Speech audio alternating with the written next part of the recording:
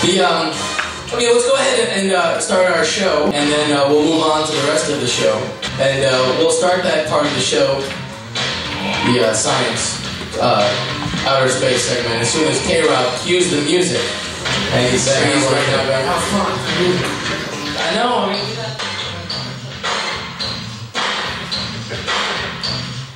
You know what's really uncomfortable?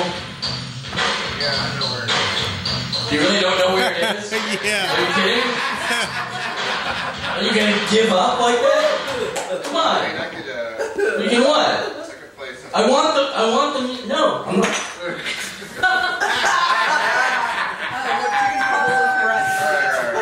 Show on strike. God damn it.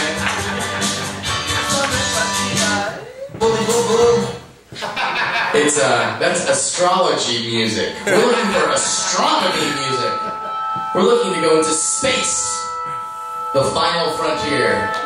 These are the monologues of the astrologer Pete Goldie, whose 5-minute mission is to talk. You interrupted my thing. I can't remember what I said. You know what's really uncomfortable? is when you walk on stage as part of your thing and the announcer just keeps talking and pretends like you're not there. That's really uncomfortable, isn't it? Isn't it, Pete? Hi, Chicken. Yeah, how you doing? That's interesting. This is the bow tie I was married in, thank you very much.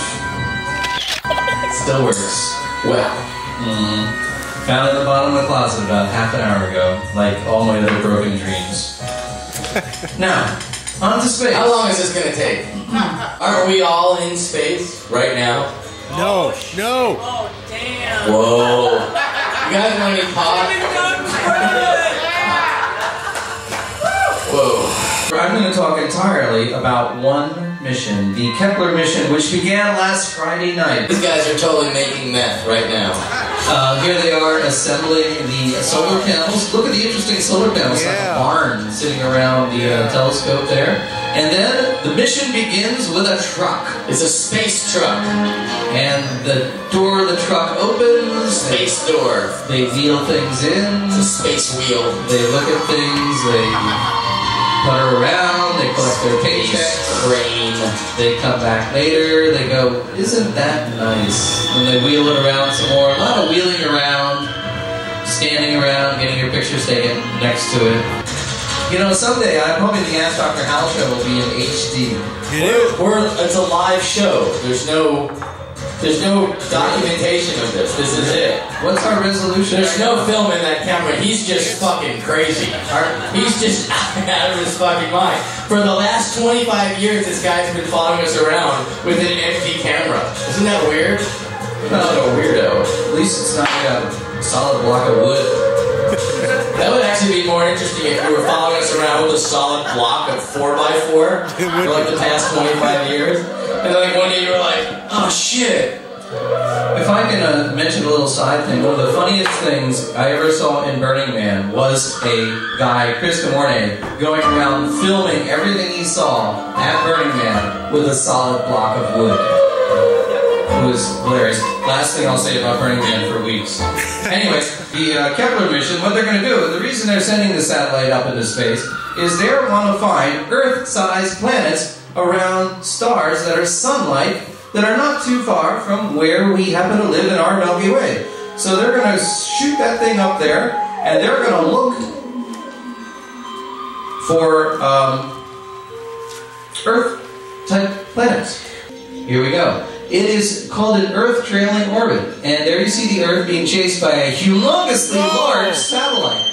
Holy cow! And notice as it goes around, it rotates every now and then to aim a different part of its barn-like solar panels at the sun while maintaining a constant orientation of the telescope at one spot in the sky.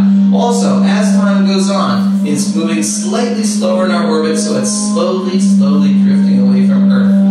But that is an Earth trailing orbit. Why do they do that? They want to get away from the Earth so the Earth is never blocking it. It has an uninterrupted view.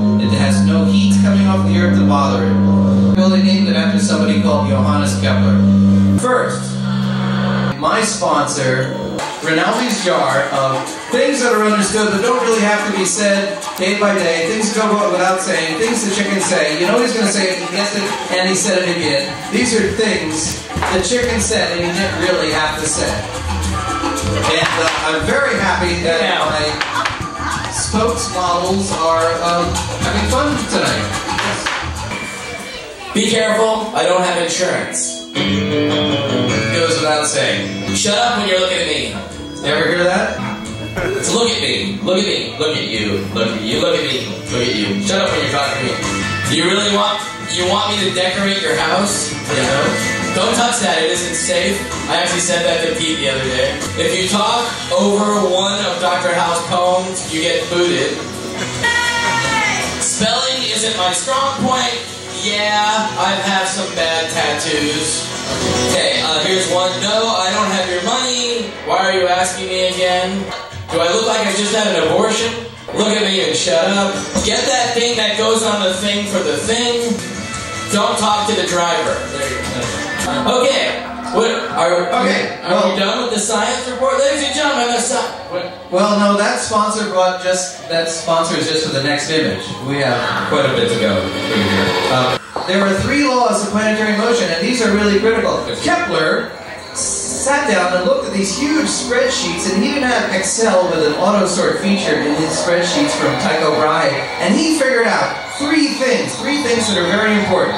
First of all, the orbit of every planet is an ellipse, and it's an ellipse with the sun at one of the foci. Does that mean it talks funny? So the sun would be at one foci, and the other foci would be a dead space in space, unless you have 2 very close planets. That is the first thing. Orbits are in ellipses. Second thing is very important, and that is the chord in which it sweeps during a period of time. Between that and the sun, the area there is the same for equal periods of time, no matter where they are in the orbit. So if you are in the outer part of the orbit, you move slower, you have a small little sliver that goes in. If you're in the inner, closer to the sun part of the orbit, you move faster, you have a big wedge-shaped thing. The areas within that swept area are always the same. A fundamental, very important point. The second thing you must remember is the square of the orbital period of a planet is directly proportional to the cube of the semi-major axis of the orbit. Huh? I said the square of the orbital period of the planet is directly proportional to the cube of the semi-major axis of the planet. In other words, if you have 2 planets, you have this planet going around the sun, and you have a second planet going around the sun, and the orbits are both ellipses, and you have focal point 1 and focal point 2 on the first planet, and then you have the focal point A and focal point 2. The second planet, but anyway, what I'm saying here is planet 1 has a ratio of the orbital times of 3 divided by 2 of the second planet, because they are always proportional to the orbital period of the other planet. Therefore, you can use these laws to figure out other orbits of planets in a particular system. How do you think they figured out and guessed where other planets were before they saw them? Kepler's third law. Do you want me to explain that in greater detail? And the mirror is honeycomb. They actually made the lightest large mirror ever.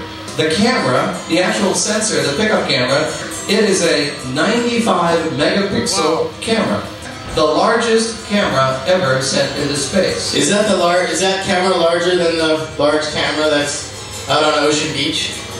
Now that's a good point. You see, I have 2 problems with them saying this is the largest camera ever sent into space. And we'll show you some of the problems.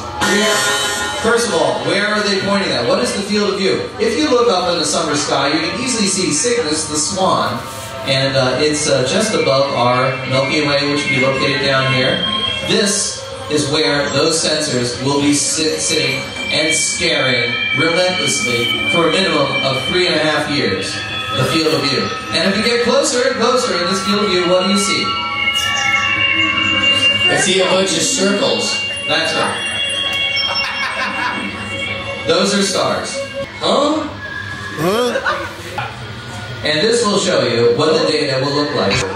Yes, and what we're going to do is to study different types of zones of compatibility You notice in here it's real red and hot. Out there it's real blue and cold. In the middle it's green, it's just right. Now, if the system happens to line up such that the orbits of the planets are within the tangent or the viewpoint from the satellite. Is this on the quiz? You see, you want to find these planets in the green zone, not the red zone, not the blue zone. And for different sized suns, you notice the zones increase or decrease.